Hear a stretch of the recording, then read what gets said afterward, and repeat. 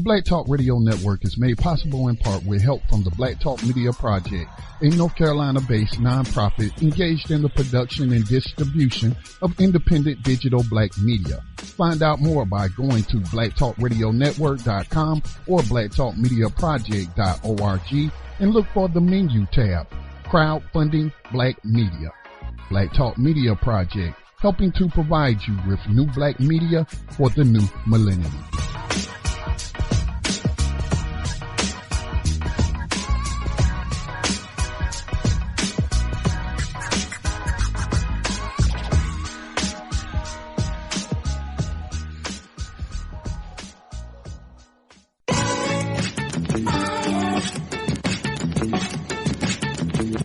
Views and opinions expressed by callers, guests, and hosts do not necessarily reflect those of the Black Talk Radio Network and Black Talk Media Project. Black Talk Radio is new black media for the new millennium.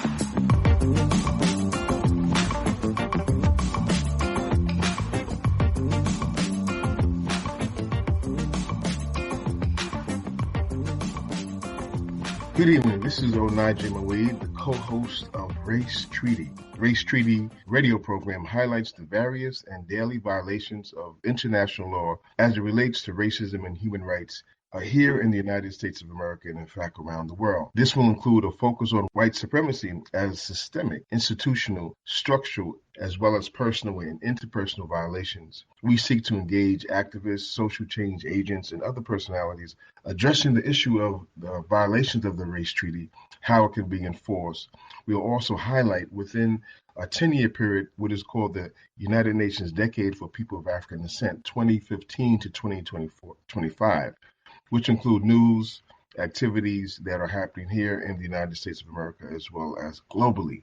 The Race Treaty program comes to you on the platform of Black Talk Radio, digital radio station, and is the outreach of Anti-Racist TV.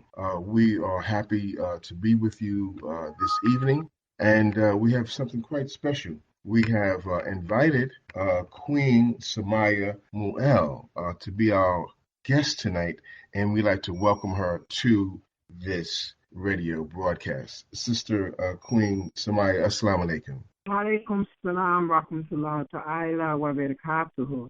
Blessed Yom Jumu'ah. Thank you so very much for those wonderful, warm Juma greetings. So we spoke the other night, actually through texting, and I came to know that you're going to attend a very special event tomorrow. Before we talk about that event, please tell the listening audience a little bit about yourself and how what this event is and why it's important to you. Well, first and foremost, I'm a believer in the truth and the foundations of Islam. I've been a practicing Muslim for over 30 years. Alhamdulillah, Rabbil Alameen. I took my bayat with the Murdia of Sheikh Ahmadu Bamba in 2013. I'm a mother, grandmother, business person, a community activist. I live in the city of brotherly love in Philadelphia, Pennsylvania. Been here for 59 years. Tomorrow, with the help of Imam Abdul Malik from Masjid Al-Taqwa in New York, they're having a tribute to Muhammad Ali, Rahimahullah, who passed away last year. I was very troubled that I couldn't go to his janazah, but alhamdulillah, the brother saw fit to give him honor and give him a tribute. I know that there's some other organizations that are helping with this cause from our United Nations building at 530, but I know that there are contingents of believers here from the Masjid Allah, the Philadelphia Masjid, which I'm a member of Masjid Allah, that are going to be in attendance of this historical event. There are going to be people from all over the country, I believe all over the world, that will be at the UN tomorrow. So alhamdulillah, I was able to get my clearance to be able to go into the UN to attend this event. Thank you for that. So, what is it about this well-known, not only sports figure but humanitarian and human rights advocate? What is it about him that has got you so excited and committed that you would travel from Philadelphia to New York and give up your day and your time for this Well, event? really, I was not really in my practice of Deen Allah when Muhammad Ali came on the scene. He, was under the teachings of the Honorable Elijah Muhammad, Rahimullah. And I was a young person, but I saw the brother stand up, because that was all we talked about. Whenever Muhammad Ali was fighting, or Cassius Clay at that time, we were always glued to the TV to see his boxing matches.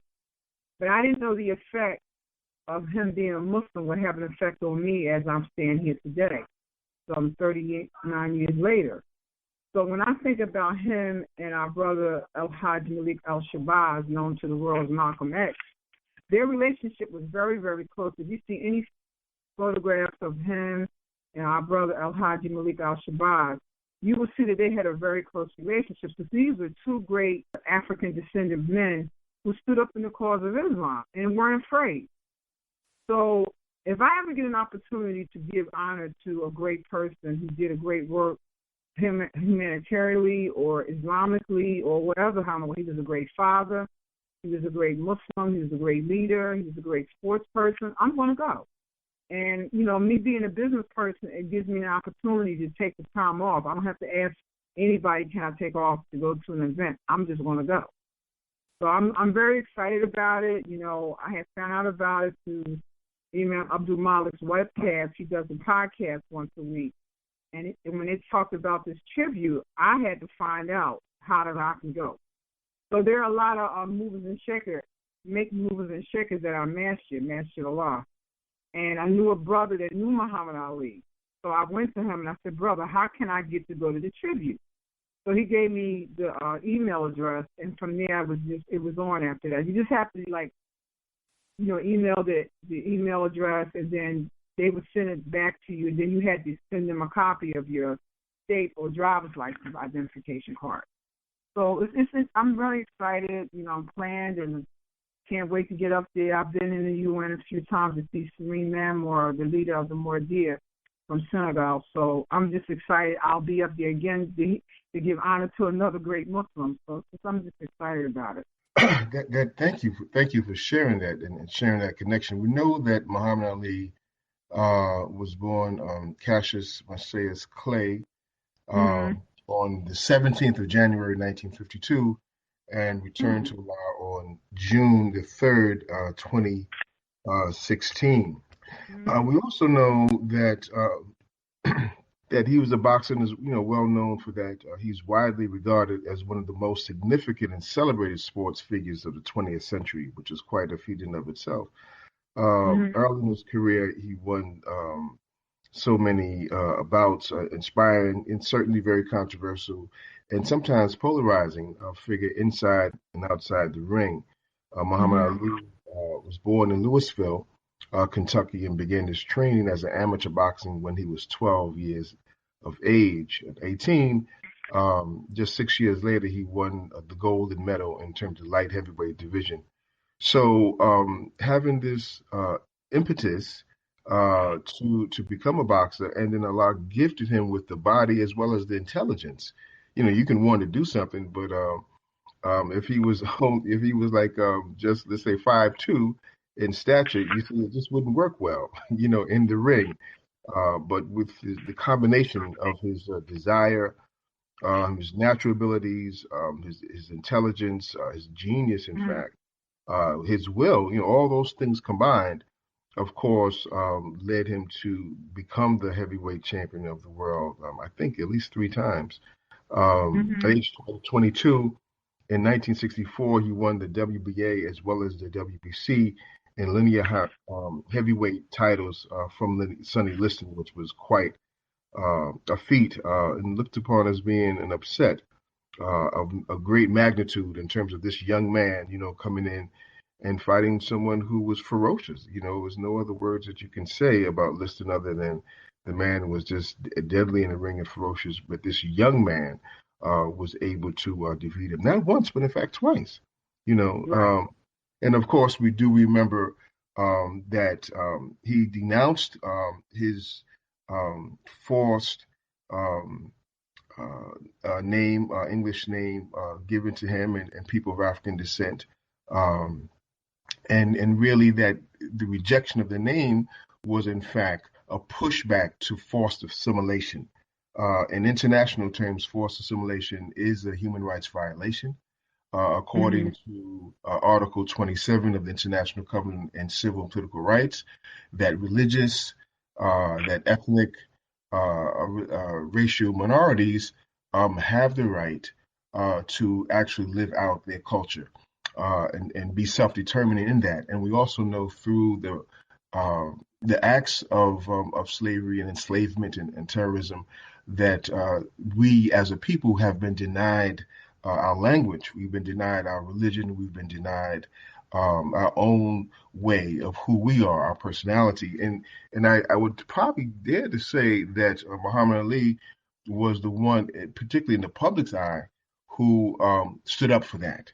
So he's become a hero in so many ways, and that is the right of the human being to define himself and Right. to name himself, to speak for himself, instead of being defined and spoken for by others. Would you say that is true? Oh yes, I mean, but you have to understand he was under the tutelage of the Honorable Elijah Muhammad. Well, excuse me, Al Haji, Honorable Elijah Muhammad, and he was also being schooled and taught by Al Haji Malik Al Shabazz, which is Malcolm X. So he came from a very great teacher, from very strong teachers, and you know that Al Haji Malik Al Shabazz had already corrected his name. So he got his push from these two great patriarchs of our community and our culture. So me being in my proper persona, I'm more than happy, more and more so that I'm traveling to the UN in my indigenous name. They're not calling me nobody but Queen Samiyah Mu'El. So I'm very excited that the UN saw fit to have me come there, and I think there's going to be some international Muslims there also. So I'm excited. I'm excited because I'm a community person. I'm about my culture.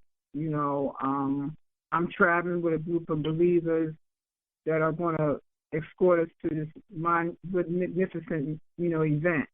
So I'm just really looking forward to that, and I pray Allah Ta'ala that the people come with the right spirit. Mm, mm. Yeah. Yes, yes. The fact that you connected the lineage, uh, Hmm. connected a tradition of wisdom and guidance and teaching, um, which is so very important that you mentioned that he was a student, of course, of Al-Haji al-Shabazz and Al-Haji Elijah Muhammad. But he took those teachings and he was able to articulate them. Yeah. And I'm not sure what grade he actually went up to in school, but whatever it was, it didn't make a difference because he was able to articulate his ideas quite well, and certainly being a poet in his own right. But to show that lineages and why it's so important to have teachers, to have the teacher-student relationship, and I would dare say that that is probably one of the greatest tragedies that we're facing today. Many young people do not have a connection to either adults or elders that would give them Hmm. the proper guidance and give them the proper information so that they can live a balanced life. As Muhammad Ali was very much um, in a battle for his name, for his religion, this pushback has been certainly written about. But I think all of us, to some extent, do that, and we do it in different ways. Sometimes more harmful to ourselves than towards the people to whom which we are fighting against. Right. And without the proper guidance, in order to do that, we wind up creating more harm than good for ourselves. And Hmm. for you to mention that, I think is so very important. We will remember in terms of fighting that his greatest fight wasn't even in the ring. In what, in 1966? Within the federal jurisdiction, and he Yes. used a lot of these laws to fight his case, and I'm thankful. See, when you look at our history, right, even though we know they're in sort of like a de facto situation, how much is your status to fight for the right, for his faith, for his name, his license back to go back and fight? And he was out of the ring, I believe, 3 to 4 years. I'm not really clear on the history of that. But if you look at that, he was one of the first Muslim Americans to stood on the square and said, I'm not doing it. So I got to go, brother. I have to go. It would be like me going to his janazah, but not really a janazah. You understand what I'm saying? Yes, you honoring him. I've met Sister Khalila, his first wife. Mm-hmm. Strong believer in Islam. And when I met her, I was in awe of her presence. So I've had the opportunity to be around the Muhammad Ali legacy, you know. So I'm really honored that Allah subhanahu wa ta'ala saw fit for me to go, to be in attendance tomorrow. I also want to say to the believers of the Mu'El, we can't sit on the sideline and not be engaged in our communities with our brothers and sisters. Our Islam has to be a point to the point where if you see something good that's good for humanity, that's good for the community, that's good for your neighbors, then you participate in that. And I'm not one of those Muslims that's going to sit back and wait for somebody to give me the okay to do something. That's never been my program. So even though Allah has blessed me to get the teachings of Sheikh Ahmadu Bamba, rahimahullah, I'm not going to sit back and not be around my family of this diaspora here in the West and not worship with them, not participate in social and community events. I'm going to be engaged. I did give the jurors of the Mu'El here the information about the event. I don't know if there are going to be any Mu'El in attendance. I will be in attendance because he's our brother. He was raised on the Western Hemisphere Islam. He did not accept Islam overseas. He accepted Islam here in the West. I'm a benefactor of the Honorable Elijah Muhammad, rahimahullah, Noble Drew Ali, Worth Dean Muhammad. I will not let nobody separate me from my Muslim family here in the West. I'm all about the engagement of the African diaspora because I do business and trade with people in Ghana, Senegal, Mali, but I'll be darned if I'm going to let somebody tell me who I can sit with and build a bridge with. I was born in the Islam here in the West. I was raised in the Islam here in the West. So this is a great opportunity for me to go and show the family of the believers here in the Western Hemisphere, here in the Eastern diaspora, that we raised the flag of Islam here first before y'all was even able to come into our country. So I'm very honored that I'm going to be in the house tomorrow. I'm very, very, very honored that Allah has blessed me to go to this station in my life. Well, so I'm glad too, sister, because you reminded me of this event. I was sent something, a month or two ago and had forgotten and not remembered when it was. So now I'm saying, okay, let me start packing my bags to go. For those who are just listening in or just tuning in, we're speaking to Queen Samiyah Mu'El, who has told us about herself, told us about how she was raised up in the religion of Islam and her relationship to the Nation of Islam, as well as Wafdi Muhammad's religious organizations, and her pilgrimage to New York City tomorrow to United Nations. And she gave reference to what Muslims should be doing. And she was really referring to the Quranic reference in Quran number 495. Not equal are the sedentary among the believers who are not handicapped, and those who strive in the cause of Allah with their money and their lives. God exalts the strivers with their money and their lives above the sedentary. For both God promises salvation, but God exalts the strivers over the sedentary with a great recompense. The higher the ranks come from Him, as well as forgiveness and mercy. Allah is the forgiver, the most merciful. So those of you who may not be familiar with the Quranic text, certainly that's what she is giving reference to in terms of she's not one to sit at home. She is one to be on the battlefield of life, fighting for divine rights as well as fighting for human rights. And she is doing that as a testimony in terms of her life and her faith in Allah and His messenger, belief in His messenger. And so we're happy to be with you. We are speaking about her pilgrimage to the United Nations to honor Muhammad Ali. She also gave reference to the fight outside the ring, his biggest fight. And it was actually in 1966, 2 years after winning the heavyweight title. Ali further antagonized the white establishment in the U.S. by refusing to be conscripted into the U.S. military, a right that he has. And he was a religious leader at the time, citing his religious beliefs in opposition to American involvement in the Vietnam War. And of course, we can spend a whole program on that alone, and we will. We have to do that.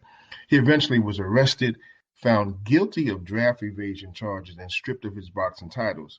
However, through his fight, he successfully appealed to the United States Supreme Court, which overturned his conviction in 1971, by which time he had not fought for nearly 4 years, not just 3, but 4 years, robbing him of the youth and vitality of his prime in terms of as a boxer, losing a period of his peak performance as an athlete. Ali's actions as a conscientious objector to the war made him an icon for the larger world, not just for Muslims, but for the world.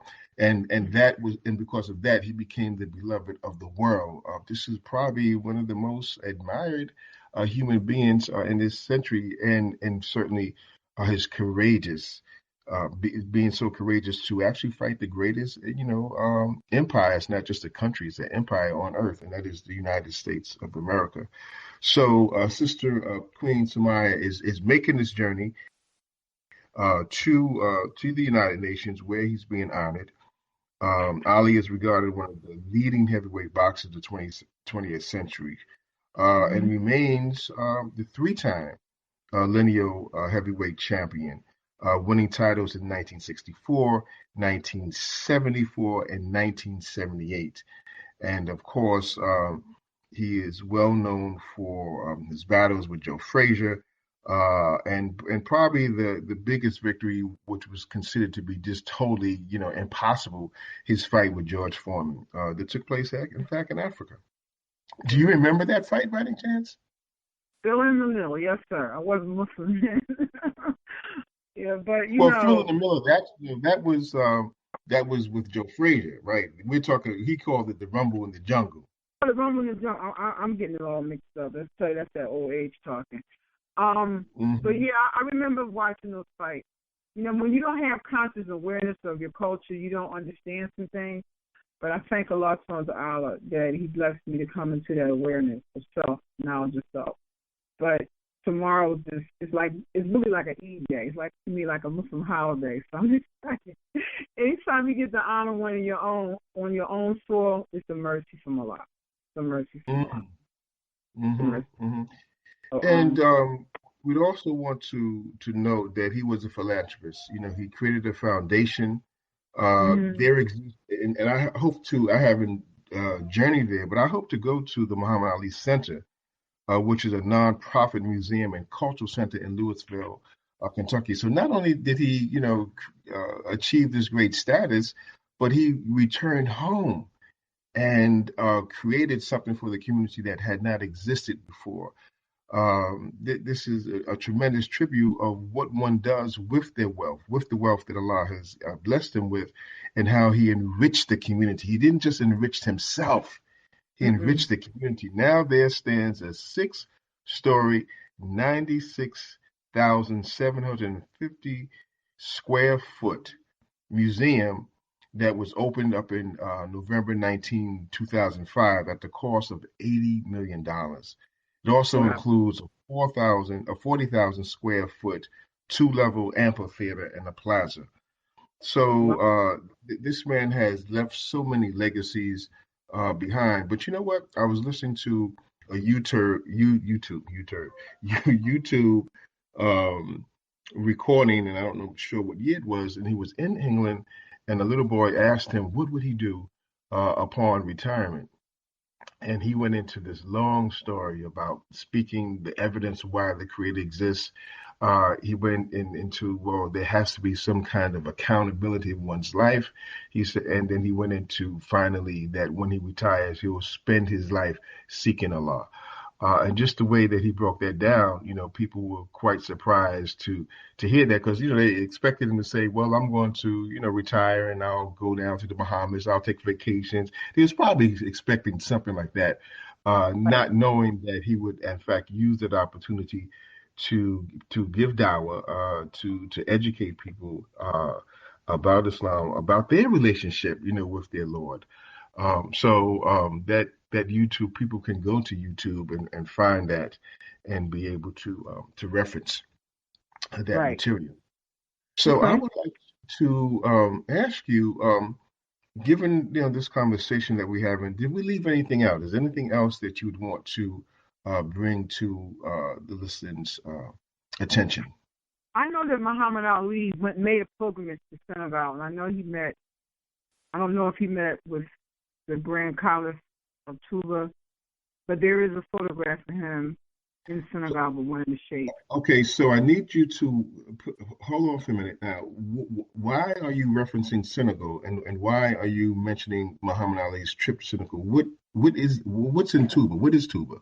Touba is a spiritual holy city for the Murids and the Baifal of the Muridiya Sufi order of Senegal, of Serene Touba, which is Amadou Bamba. And when I found that out, I was just ecstatic, because that is my spiritual center for my spiritual development, me as a Muslim. I was told by Baifal that Serene Manmar, who was the spiritual leader of the Muridiya in Touba, came to the grave of Muhammad Ali, because he makes a trip here every year, once a year, to come to see all his followers. And I heard that he had went to the grave of Muhammad Ali to pray for him. So that just really made me love the Muridiya even more. So Muhammad Ali, he's been in mostly every Muslim country there is known to man. I'm pretty sure he's been to Mecca. I don't know if he was Al-Haji. I'm not really sure. But I'm pretty sure he was there. He might have made Umrah. I'm not really sure. But I know he's been to every Muslim head of state. Muhammad Ali loved his faith. He was an involved Muslim. He loved his children. He loved his wives, even though he's been married several times. He just loved the Muslim life. And I love what he loved. So, bottom line, this little sister here from South Philadelphia will be making a pilgrimage or a hijrah to New York City to pay honor to a Muslim leader, a Muslim family man, a Muslim father, a Muslim husband, because he was a beautiful brother. And I'm thankful to Allah that I got to learn more about him in my studies of Islam. Okay, so for a moment there, so to the listening audience, Queen Samiyah had referenced the Murid Brotherhood, spelled Mouride. The Murid Brotherhood, Muridiya, also known, is a Sufi Muslim fraternal organization that stresses self-help and hard work. Founded in Senegal at the end of the 19th century by Amadou Bamba, a mystic leader and intellectual, and a group that was faced a resistance from the French colonizers until 1926, but he quickly grown to become an influential political as well as social and certainly spiritual leader. Headquartered in the Great Mosque of Touba, now receives hundreds of thousands of followers each year during the annual pilgrimage honoring Bamba. Outside Senegal, there is fairly sizable following of this brotherhood in the United States, in Europe, and probably all continents, where disciples often work as street vendors. And this brother is also heavily involved in Senegalese groundnut industry, as has been said. So work is considered to be a bedrock doing the works of Allah in terms of helping people to have housing, have food, to have security, to have family, and to have the goodness that life is here for us on earth that Allah has provided for us. So there's an international Sufi school of Sheikh Ahmadu Bama that she is given reference to, and she's a member of the Philadelphia, what is called Dara, or school, a mystical school here in Philadelphia. So for those who had not heard those words and terms before, let me just provide that brief description. So, Sister Queen Samiyah Mu'El, you are certainly one who has given your life to the same cause as Muhammad Ali in terms of the praise and worship of Allah and the service to humanity. And we're so glad that you, in fact, brought this conversation about because through the text that I received from you, that's when I was informed about the event and felt it a need to capture for our listening audience and certainly for your family, your tribute to this great man and why it's important to you. So we do take these broadcasts. They are available to the listening audience by going to Race Treaty, and that's www.blacktalkradionetwork.com. And if you do a /Race Treaty /, you would get to all of the podcasts that have been recorded for this particular radio show. And that's www.blacktalkradionetwork.com /Race Treaty /, and that's all one word. In addition to that, we know that when we do broadcast live, our listening audience can call us, and I'm going to give you that number once I find it. It's on there. So. But I got like a few minutes, brother, because I'm a mother of 2 disabled children, and they have to get moving out of here so I can get to the masjid and do the things that I got to do for the day to get ready for my children. Well, you will not have me among those who are stopping the believer to do her work and to get to the masjid for Juma. I would not be counted among that group of people. so it's okay. No, I just because my mornings are like that's why I posted on my Facebook that don't call me after 9:30 because I'm busy in the morning Monday through Friday with even though they're adults, but they need help getting dressed, eating fed, and thank God I have someone here that's assisting me with one of my children. So now it's like I got to do 2 people. But yeah, I'm like I said, I thank Allah. I thank Allah, brother, that you even reached out. And this is what I want to say to the more dear, is those who are listening. If you live in the United States of America and you're born on this soil, you must get engaged with the uplifting of fallen humanity with your brothers and sisters, whether they are Muslim, Christian, Baifal, Yoruba, Akan, Rasta. It shouldn't matter. What it should matter is that if you see something that's good for humanity, then try to get engaged in it. We tend to get this Sufi knowledge and kind of stay in our own little box, and we don't want to come out and build a bridge. But because I'm a business person and a community person, I believe, this is my belief, race first. So I grew up in this culture. I grew up in Philadelphia. There's been a lot of changes in the city, and I can no longer sit on the sideline and wait for the jurin or the imam or the sheikh to tell me what to do. I'm a free thinker. I've always been like that. And I thank Allah that I'm going to hopefully remain that way. Because sometimes we get caught up in our own stuff and we think that because we have all the spiritual knowledge that we just need to sit in the house and just mind our business. If that was the teaching of Sheikh Ahmadu Bamba, there wouldn't have been a revolution, a spiritual revolution in Senegal. So I'm grateful to have that in my life, but I'm a revolutionary for my people. So if I see something good for humanity and for our community, I'm going to get involved in it. But tomorrow is one of those things that I must do. Because I want to have that as a recording in my mind. I was in the UN. I saw the wife of Muhammad Ali, Rahim Allah. I got to meet his children. I got to see the children. those things I want to tell my great-grandchildren. So, yes, it's a necessary move, I think, for me. I can't speak for all of the Mu'El. I can only speak for myself. But we must stop and get involved in the care of humanity here, especially in this city, where I live in Philadelphia. Inshallah. Well, my dear sister, again, I want to thank you for being who you are and what you do, for agreeing to be interviewed impromptu, actually, so early in the morning. And God bless you. I said, I appreciate you reaching out, because you're the first one to even ask me about the tribute. I don't know, this, that's what I'm saying. We don't tend to not care about the things that are present in our community. We only care about what's going on in Dakar and what's going on in Tuba, which are vitally important, but right now we're in a struggle over here in the West every day. That is so true. So, again, I thank you so much to the listening audience. You're listening to Race Treaty. I am one of the co-hosts on this program, this platform of activism. And you have been listening to the life and the journey of Queen Samiyah Mu'El, who will be traveling to the United Nations tomorrow. That will be the 18th That's February 4th.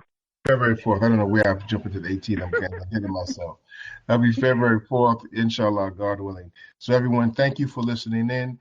We look forward to you staying in tune and spread the news. Let folks know that this station exists and that we're here for you.